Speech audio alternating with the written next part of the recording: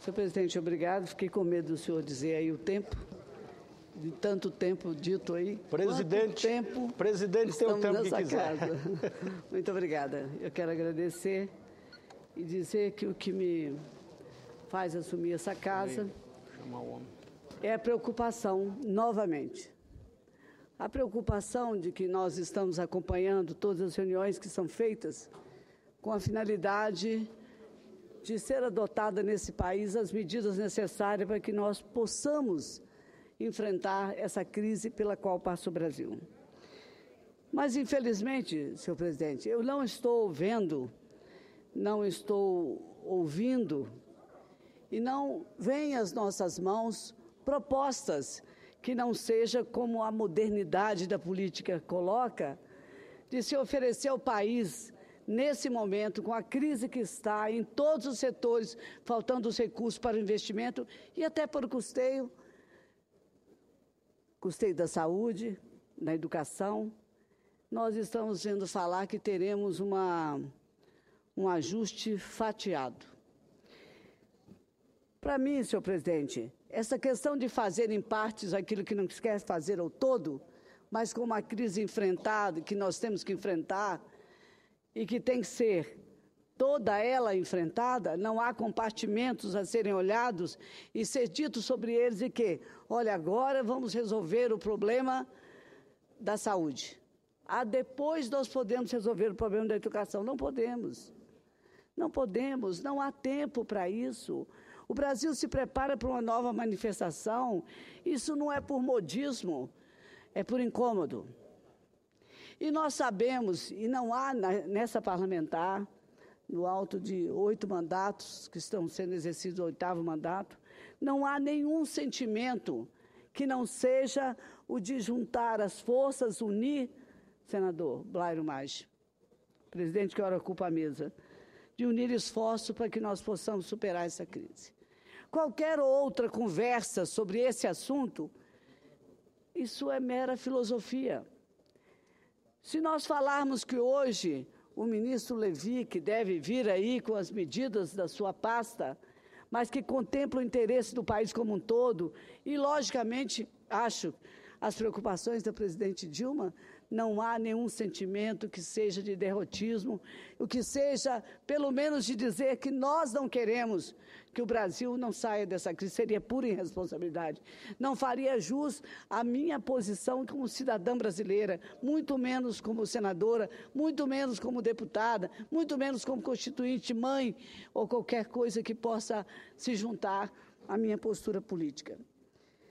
Eu hoje fiquei um tanto estarrecida, porque quando nós discutimos a questão da dívida dos estados, porque passa todos os municípios desse país, parece que é feito para desfazer logo em seguida. Nós estamos precisando, sim, senador Roberto Requião, Vossa Excelência que dizia da minha quietude, que ao contrário é inquietude, e ao contrário é insatisfação, que ao contrário é indignação, e que ao contrário é daquelas parlamentares, daqueles que hoje estão discutindo dia e noite qual é a saída final. Uma coisa são as atitudes que o Congresso pode tomar. E todos os dias nós estamos lutando para que haja um pacto nessas duas casas, para que possam colocar na ordem do dia as votações que são pertinentes, que são exigidas pela população brasileira. Eu disse aqui a vez passada que há 20 anos, mais ou menos, eu estou aqui há quase 30, há 20 anos eu ouço falar da reforma política. E quando chega na hora de votar, um parlamentar vota equivocado, o outro saiu naquele momento porque tinham a fazer, me parece que não querem fazer. A não ser pela vontade e determinação do presidente Renan, que eu quero ressaltar, pela pauta que ele está colocando, pela forma democrática com que ele debate as questões e muitas vezes até no momento da discussão ele teria um pensamento diferenciado dos demais, mas ele aceita que essa forma de agir e aqueles assuntos preponderantes sejam colocados com a urgência que merece. Eu fico apreensiva porque se alguém acha que pode iludir ou enganar a população brasileira, não pode. Não tem espaço para isso. Isso é um país que viveu 20 anos de ditadura. Eu me lembro, jovem, percorrendo as ruas para falar da liberdade. Não tem nada mais importante do que a liberdade, não tem nada mais importante que a democracia. Mas a democracia, no presidencialismo, é democracia concentrada. Se fosse parlamentarismo, seria diferente. Mas eu não vou advogar essa tese, já que nós não conseguimos votar a coincidência de mandatos. E ontem, no Senado Federal, foi votada a questão das coligações. Foi um avanço? Foi.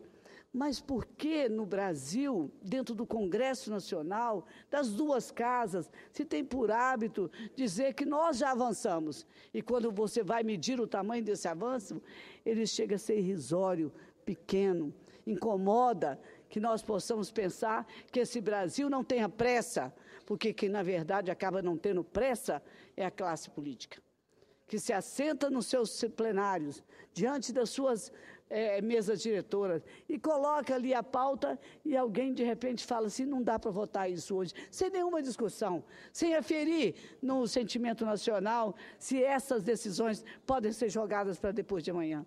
Nós temos estudantes sem recurso, hospital sem recurso. O meu estado aí está vivendo uma crise na saúde enorme. Não temos recurso para custeio de nada. Os hospitais estão querendo fechar.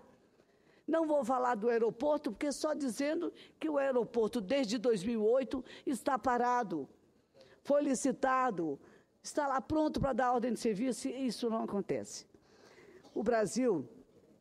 Os brasileiros desta casa, os brasileiros que estão na rua, podem achar até que não tem muito a ver com o que acontece aqui. Tem.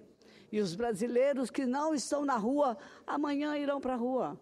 Porque ao verem o que acontece aqui, o que acontece na outra casa e do outro lado da rua, verão que só mesmo movimentando, mostrando o que pensa e o que quer, é que nós poderemos, enfim, ver um Brasil democraticamente altaneiro, para antes de se preocupar com seus interesses, dos seus segmentos corporativos, se preocupe, sobretudo, com como vai o Brasil, para onde vamos com esse Brasil que está desenhado todos os dias e todas as horas.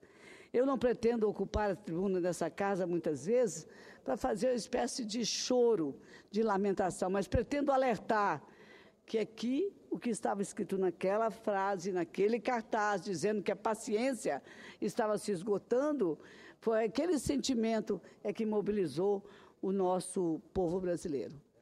E, portanto, sem me alongar, porque hoje, na verdade, é um dia histórico para as mulheres do Brasil inteiro.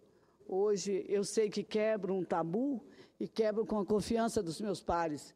Ser a primeira mulher a presidir a Comissão de Orçamento no Congresso Nacional significa que nós, nessa caminhada intensa, vigorosa, nós enfrentamos, governador Blairo Maggi, presidente dessa sessão, nós enfrentamos desafios, nós enfrentamos discriminação, nós enfrentamos limitações que nos eram impostas.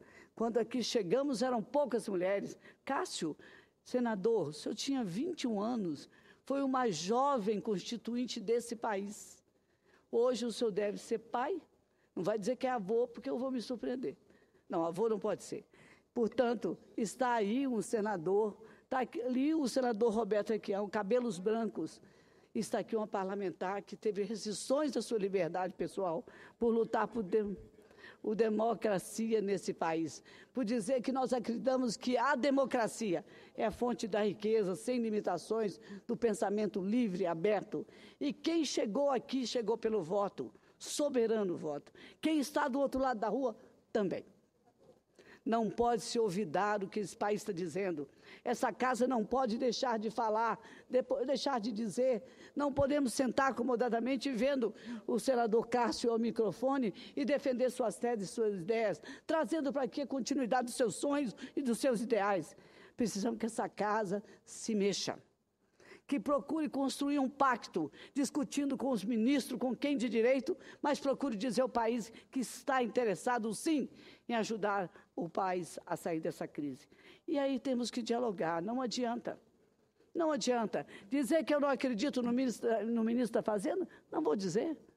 Eu tenho que acreditar. Ele foi para uma delegação de confiança para fazer propostas que sejam coerentes com aquilo que pode hoje alavancar, derrotar essa inflação famigerada que ressurge com força, que tem uma musculatura inaceitável diante dos nossos olhos, porque estávamos com um país outro dia, um país fortalecido, preparado para o franco desenvolvimento.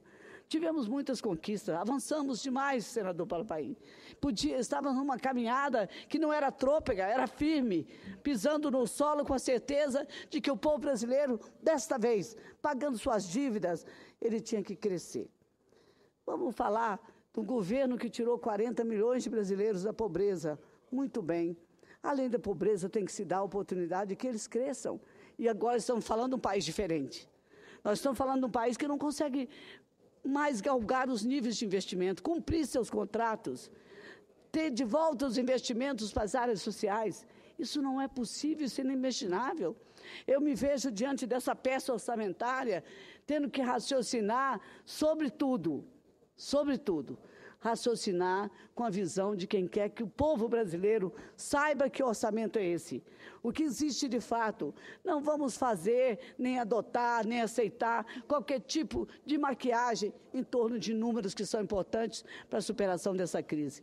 E que o senhor, ministro da Fazenda, possa debruçar sobre os seus papéis, intensas conversas com a presidente da República, interagir e compartilhar o seu pensamento com os outros ministros para dizer publicamente qual é o plano.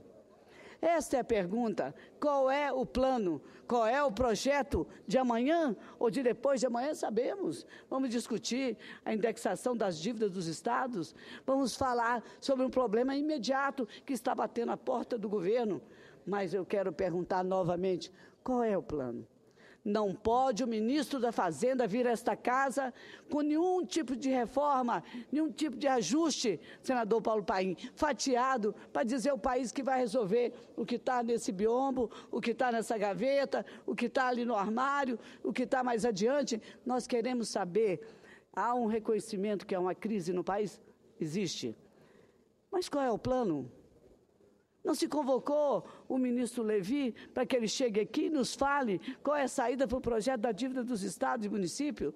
Nós estamos aqui conversando exatamente sobre a necessidade que temos de ter capacidade de que o ministro nos mostre, a presidente nos mostre, os seus ministérios, qual é a visibilidade que podemos ter para que a gente possa votar. Se não entraremos num quadro, e é por isso que chama a atenção do presidente, entraremos num quadro de se colocar uma pauta em que essa casa vai degladiar se vota ou não vota. Como vota? Vão conhecer as medidas adotadas aqui, numa folha de papel, no dia seguinte, ou vamos debater a crise nacional? Esta casa, eu tenho certeza, não se nega de maneira nenhuma a enfrentar essa crise junto com o governo brasileiro, a procurar saída junto com o governo brasileiro, a ajustar as medidas, ainda que doa na cota do sacrifício, que sempre cai no colo do brasileiro. Mas nós queremos que nos dê um plano. Esse é o apelo que eu faço ao presidente do Congresso Nacional, que aqui não está, mas na figura de quem o representa, para dizer, sem um plano completo, para que ofereça ao Brasil a justificativa de tudo que nós teremos que passar e fazer, não será possível pensar em saída de crise nenhuma. Concedo a palavra a Vossa Excelência, senador Paulo Paim. Senadora Rose Freitas, eu tive a ousadia, nós que fomos constituintes juntos, de fazer uma parte da Vossa Excelência que fala de um tema tão importante que é o quadro nacional que se apresenta, que preocupa todos nós. Como Vossa Excelência lembra, não dá para negar que estamos aí num quadro negativo. As notícias que chegam a essa casa e a sociedade, eu fico à procura, como eu dizia hoje pela manhã, de um discurso que não encontro. Por quê? Por exemplo, as duas MP que chegam aqui para nós votar, a 664 e a 665, que mexe na vida do pescador, do seguro-desemprego, consequentemente o seguro-desemprego, que mexe na vida de quem ganha até 2 salários mínimos e poderá não ganhar mais um salário mínimo, mas poderá ganhar um 12avos, que fala que o pescador, se ganhar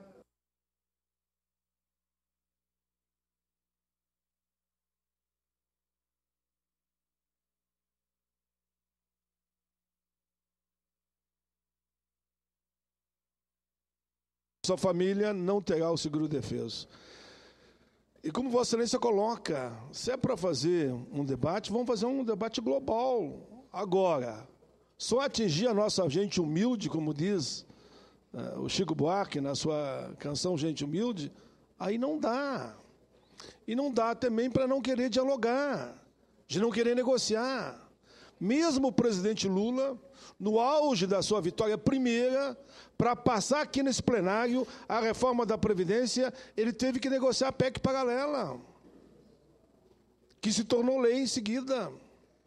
Por isso eu entendo e concordo com grande parte do seu pronunciamento, dos momentos bonitos que tivemos nos anos anteriores, a partir do presidente Lula, e não dá para negar também a estabilidade econômica com o próprio presidente Fernando Henrique Cardoso, mas não dá para agora, na hora do dito ajuste, não é um ajuste fiscal, é um ajuste social.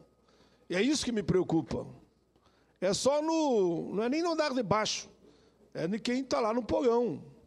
E por isso que eu quero fazer, no mínimo, o bom debate, ponto por ponto, e apontando um caminho maior, como Vossa Excelência lembra aí. Qual é o foco? Qual é o caminho? O que queremos de fato? Vamos estabelecer um diálogo mediante a crise com o empresário e com o trabalhador? Vamos.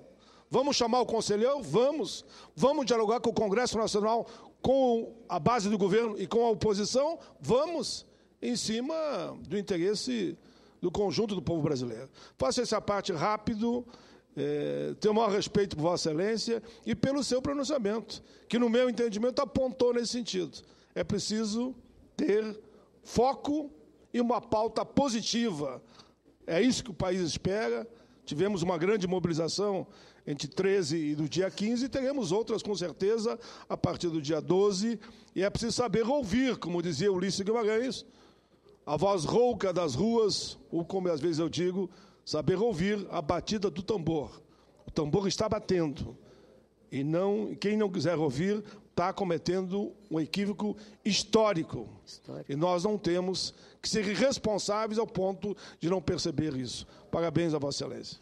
Eu digo que Vossa Excelência, um dos senadores, um dos políticos que mais admiro nesse Congresso Nacional, não teria uma visão diferente, porque, às vezes, no exercício do poder, o olhar fica vesgo, às vezes não se consegue sentir o coração, às vezes não se consegue entender os gestos que a população e que o povo brasileiro, os sinais que emite.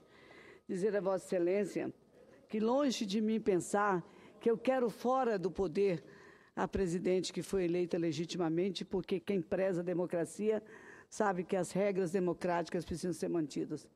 Mas para que tudo isso aconteça dentro da legitimidade, tem que acontecer dentro da lealdade. E a lealdade que nós queremos agora é do governo com o país, é do governo com o povo brasileiro. Quando as medidas são tomadas e elas se divorciam do melhor sentimento, desta balança que pesa sempre de um lado, sempre pesa mais para o lado do povo brasileiro. O povo brasileiro é quem primeiro, quando se fala em sacrifício, é quem primeiro aperta o cinto, é quem primeiro corta na carne. Desta vez, nós precisamos que seja diferente. Nós estamos falando do país, do nosso país, do povo brasileiro. Nós estamos falando dessa nação, deste tamanho, poderosa e rica como é, mas que, por questão de gestão, já passou por tudo, os solavancos dessa corrupção que assolou o país inteiro. Quando você fala que foi repatriado para o Brasil 186 milhões de reais de um só cidadão, de uma só operação corruptiva e corrompida, dos valores que essa pátria tem em relação à Petrobras, eu digo que é preciso que nós estejamos atentos de que temos que debelar de vez a inflação no país. Aliás, país nenhum vai à frente se tiver o nível de corrupção, ou pelo menos estiver par e passo com a trama do seu desenvolvimento, com tantos fatos de corrupção. Nos envergonha muito. Mas, paralelo a isso, ao que temos que fazer como dever de ofício e como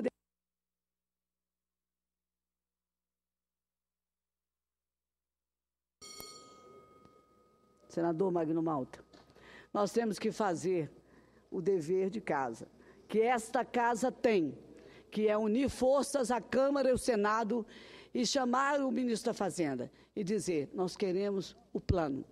Qual é o plano? Qual a estratégia?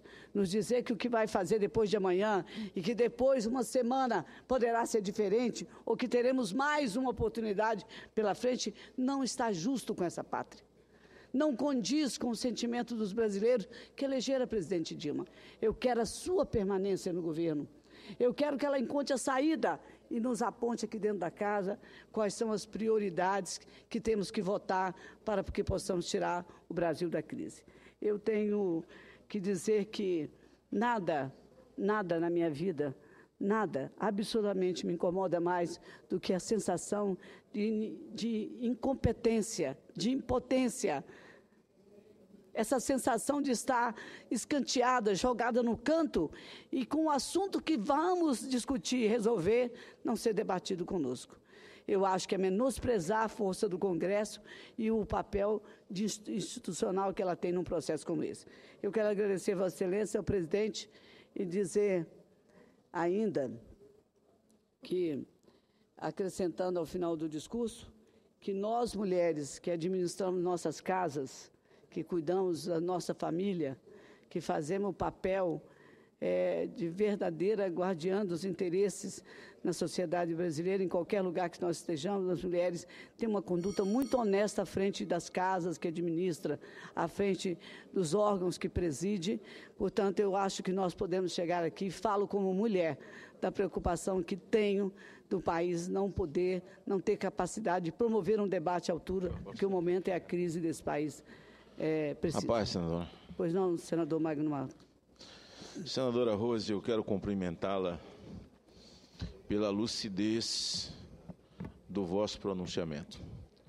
Vossa Excelência, que tem uma história de luta, uma história de vida.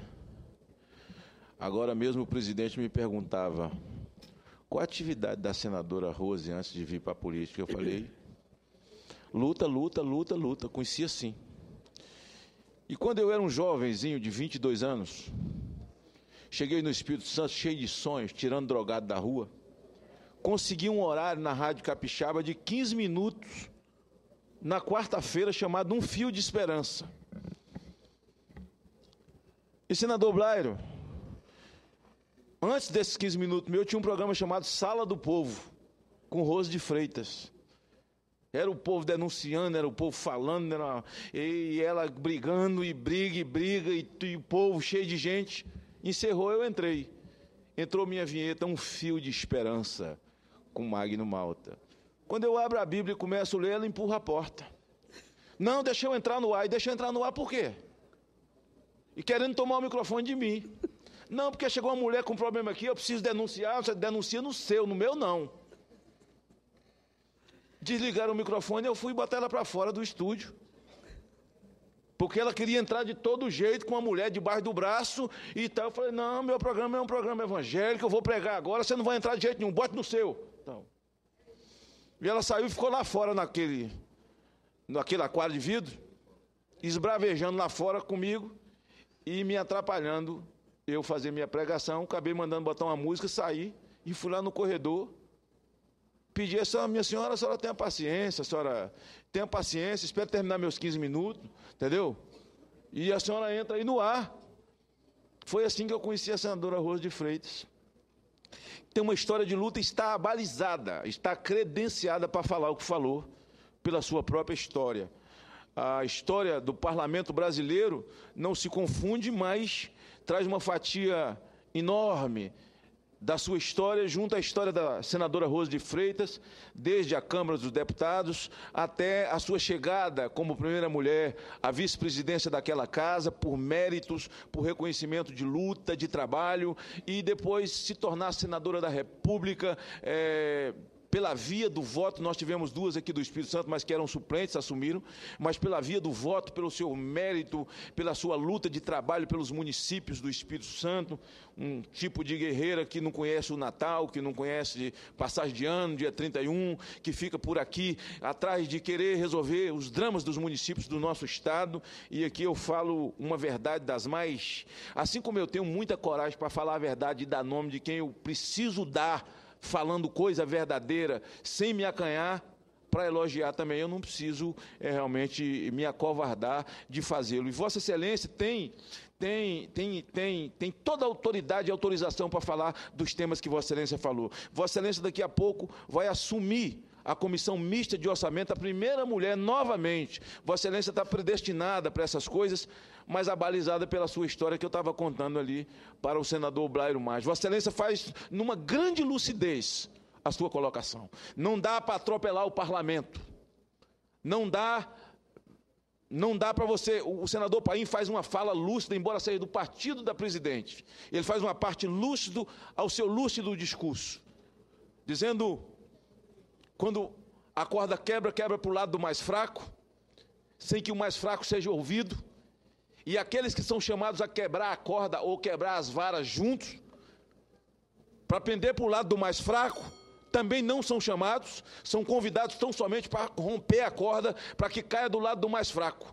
Eu comungo com Vossa Excelência, comungo com o senador Paim, e se depender de mim, do meu voto, e hoje eu não preciso ser chamado para nada, não. Meu líder está sentado ali na mesa, o senador Blairo Maggi, ele vai lá, vai ouvir a presidente, vai ouvir tudo que é ministro, e depois ele pode trazer tudo que eles falaram. Eu vou ouvir tudo calado, vou olhar para ele. Maior admiração por Vossa Excelência, senador Blairo, mas eu voto contra tudo. Não fui chamado nem para fazer o pacote de bondade. E agora eu também não fui chamado para dizer que o pacote de bondade será tomado. Ela está querendo ser tiradentes com o meu pescoço. E com o meu pescoço não será. Está querendo fazer graça com o chapéu alheio, não será com o meu. Então, Vossa Excelência, que tem uma outra linguagem diferente da minha, falou todas as verdades do alto da sua capacidade de vivência com o parlamento e vivência com o executivo, sua capacidade de relacionar com outros presidentes, desde Fernando Henrique, a tratar com o presidente Lula, e Vossa Excelência que, em muitos momentos, tentou ser uma mão de ajuda ao governo federal, já agora, nesse desastre que nós estamos caminhando. Senador Paim, no alto da sua lucidez, fala do equilíbrio da economia desde Fernando Henrique Cardoso. Difícil é ver um petista falar isso. Reconhecer. Porque eles não reconhecem que quem inventou o Brasil foi o PT. Eu tenho medo deles falar que eles rezaram a primeira missa, foi eles, lá em Porto Seguro, entende? Reconhecer isso, e realmente é. Muito obrigado, viu, senadora Rose? Vossa Excelência nos representa a todos no Espírito Santo, com muito orgulho, né? Pela sua história e também por esse momento importante. Nós que somos liderados por Vossa Excelência na bancada, a sua maneira ávida de correr atrás dos ministérios, dos nossos interesses, a sua batalha pelo aeroporto do nosso estado, que é uma coisa... Eu até ouvi umas notas lá que não traduz a verdade, que saíram nos jornais, não traduz a verdade. Vossa Excelência, quando faz suas afirmações, elas são verdadeiras com relação ao nosso aeroporto, e Vossa Excelência tem corrido atrás disso. Nós esperamos que o ministro Padilha, que tem tratado com Vossa Excelência, conosco, de fato, ao receber e ter tomado conhecimento de toda a problemática, sabe que nós temos que ser a bola da vez, que nós somos a bola da vez, que aquela rodoviária de avião que tem no Espírito Santo precisa ser resolvida agora, e Vossa Excelência está certa quando faz suas afirmativas. E Vossa Excelência, na tribuna, certamente traz um tema que é a verdade do coração dos brasileiros, os mais indoutos e aqueles que mais conhecimento têm, aqueles que pagam impostos e aqueles que são isentos de impostos, os nossos aposentados, aqueles que vivem de proventos da pesca, como disse o senador Paim, se sentem representados na sua fala, e eu me orgulho muito disso. Senador, eu concluindo, quero agradecer a Vossa Excelência Essas palavras, Vossa Excelência sabe tocar o coração das pessoas, com certeza tocou o meu. E não sei se você me chamava de senhora, porque eu acho que você falou assim, você é muito menina para estar fazendo isso que você está fazendo, respeita o cidadão. E eu quero dizer que suas bandeiras sempre foram um motivo de orgulho nessa casa. Então, suas palavras, para mim, elas têm o poder de me emocionar. Eu só queria concluir, presidente, dizendo, embora o senhor não saiba,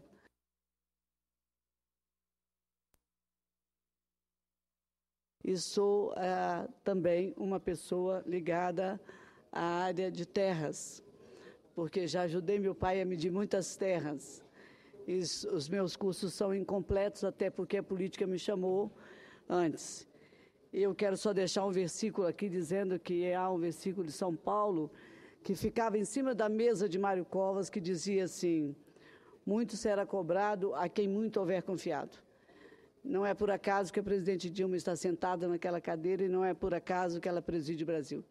Espero que ela se lembre desse versículo e saiba que tem que corresponder essa confiança, ainda que hoje sob percalços, para que o Brasil não possa sofrer as consequências da falta de decisão oportuna para que nós possamos sair dessa crise. Muito obrigada.